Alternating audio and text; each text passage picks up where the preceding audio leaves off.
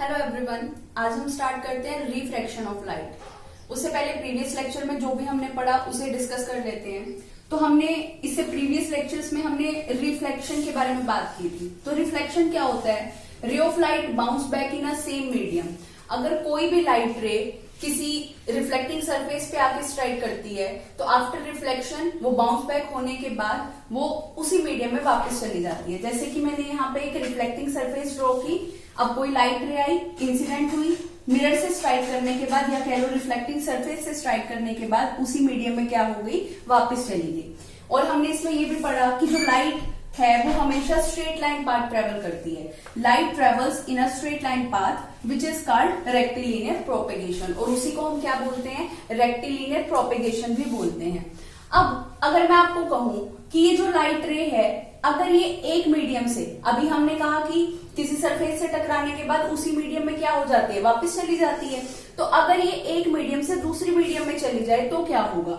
What happens when light ray goes from one medium to second medium. अब इसको एक example के through समझ लेते हैं। 7th 8th क्लास में आपने एक्सपेरिमेंट भी किए होंगे कि अगर किसी पेंसिल को हम पानी में डिप करते हैं तो वो पेंसिल हमें मुड़ी हुई दिखाई देती है। तो देखो पेंसिल ली हमने, उसको मतलब हमने पानी में डिप किया तो हमें बेंडिंग शो होगी, बेंडिंग ऑब्जर्व होगी। तो देखो यहाँ पे मैंने कहा कि इस लाइन से ऊपर का जो मीडियम है वो क्या है? एयर, और लाइन से नीचे जो है वो क्या है? Water, means H2O। तो हमने दो मीडियम ले लिए। जब हम बात कर रहे थे इस पेंसिल को, जब हमने एयर में ऑब्जर्व किया तब ये स्ट्रेट दिखाई दे रही थी। जैसे ही हमने इसको पानी में डिप किया तो पानी की सरफेस से ये मुड़ी हुई दिखाई देनी शुरू हो जाती है, मतलब कि बेंड हुई दिखाई देनी शुरू हो जाती है। तो देखो ऐसा किस रीजन की वजह से होता है? देखो अब ये एक मीडियम है एयर, ये सेकंड मीडियम है क्या? वाटर। तो देखो कोई भी लाइट रे आई, इसको जाना चाहिए था कैसे? बिल्कुल स्ट्रेट जाना चाहिए था, लेकिन ये ऐसे ना जाकर ये बेंड हो जाती है। ये बेंड किस वजह से होती है? क्योंकि जो लाइट की जो स्पीड है एयर के अंदर वो कितनी होती है? 3 × 10⁸ मीटर पर सेकेंड। लेकिन वाटर में स्पीड कितनी होती है लाइट की? 2.25 × 10⁸ मीटर पर सेकेंड। तो अब देखो जो लाइट रेज जो है वो स्पीड ऑफ लाइट के चेंज होने की वजह से क्या हो जाती है? बेंड हो जाती है, और इसी को हम क्या बोलते हैं? रिफ्रैक्शन भी बोलते हैं। अब यहाँ पे हमने बात की मीडियम के बारे में। अब मीडियम को ही हम स्टडी कर लेते हैं कि मीडियम होता क्या है। नेक्स्ट बात करते हैं मीडियम, या फिर हम कह सकते हैं मटेरियल्स। तो कुछ मटेरियल्स की बात करती हूँ, जैसे कि वुड, वॉल या फिर आयरन ब्लॉक। ये सभी जितने भी मटेरियल्स हैं इनको क्या बोलते हैं? ओपेक ऑब्जेक्ट बोलते हैं। तो ओपेक ऑब्जेक्ट होते क्या हैं? ऐसे ऑब्जेक्ट जिनमें से लाइट पास ना हो सके, ऐसे ऑब्जेक्ट को हम क्या बोलते हैं? Opaque object. तो देखो light can not pass through them, it is called opaque object. तो देखो अगर वुड, लकड़ी में से आप क्या करोगे? लाइट क्रॉस करवाना चाहोगे, लाइट पास करवाना चाहोगे तो लाइट पास नहीं होती है।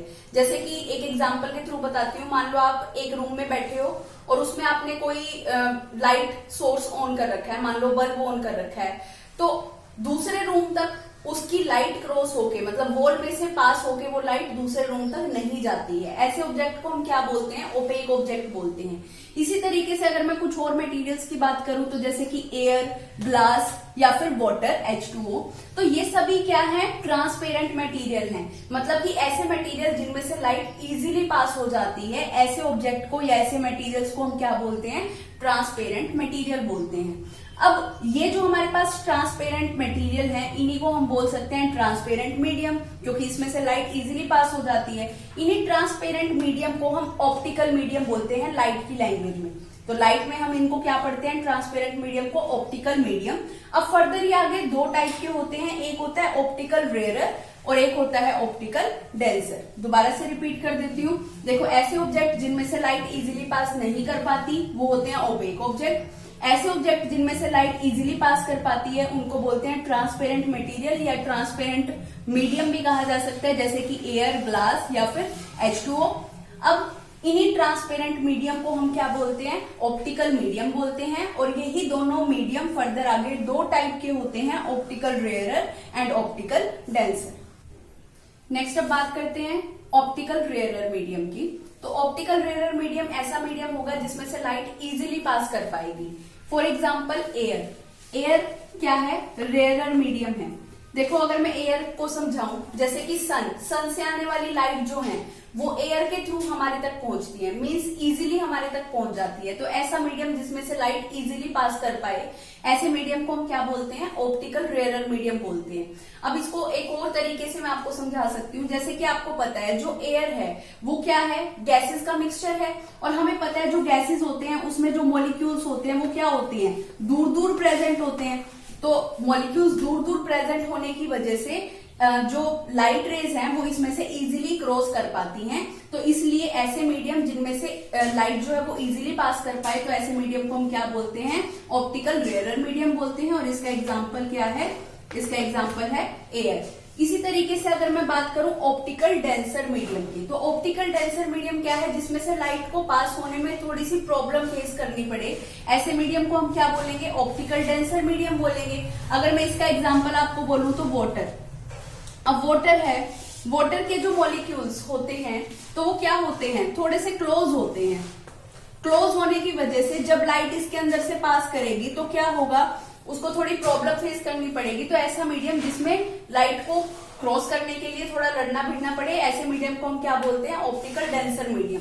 एक और एग्जाम्पल के थ्रू इसको बताती हूँ। मान लो एक क्लासरूम है, उसके अंदर कोई भी बेंच प्रेजेंट नहीं है उस टाइम पे, तो क्या होगा, और किसी बच्चे को हम बोले कि आप यहाँ पर भाग सकते हो, तो वो बच्चा इजीली वहां पे भाग सकता है। लेकिन अगर हम उसी क्लासरूम में अगर हम बेंचेस को अरेंज कर दे, बेंचेस को अरेंज करने के बाद हम किसी स्टूडेंट को वहां पे मूव करने के लिए बोले, तो उसको मूव करने में प्रॉब्लम होगी, भागने में प्रॉब्लम होगी, क्योंकि वहां पे ऑब्स्टेकल प्रेजेंट हो गए हैं। ऑब्स्टेकल मींस कुछ रुकावटें आ गई, बेंचेस रखे गए हैं, इस वजह से उसकी स्पीड क्या हो जाएगी, कम हो जाएगी। तो वाटर जो है वो कैसा मीडियम हो गया, ऑप्टिकल डेंसर मीडियम, क्योंकि जब लाइट इस मीडियम में से पास करेगी तो क्या होगा, लाइट की स्पीड क्या हो जाएगी, कम हो जाएगी। नेक्स्ट टर्म है हमारे पास ऑप्टिकल डेंसिटी। तो अब 9th क्लास में आप डेंसिटी पढ़ चुके हो, तो सबसे पहले डेंसिटी ही डिस्कस कर लेते हैं कि डेंसिटी और ऑप्टिकल डेंसिटी में डिफरेंस क्या है। तो नॉर्मल डेंसिटी की अगर मैं बात करूं तो नॉर्मल डेंसिटी क्या होती है, हैवीनेस और लाइटनेस ऑफ अ मटेरियल, जिसको हम क्या बोलते हैं, नॉर्मल डेंसिटी। इसका फॉर्मूला क्या पढ़ा है हमने, मास पर यूनिट वॉल्यूम।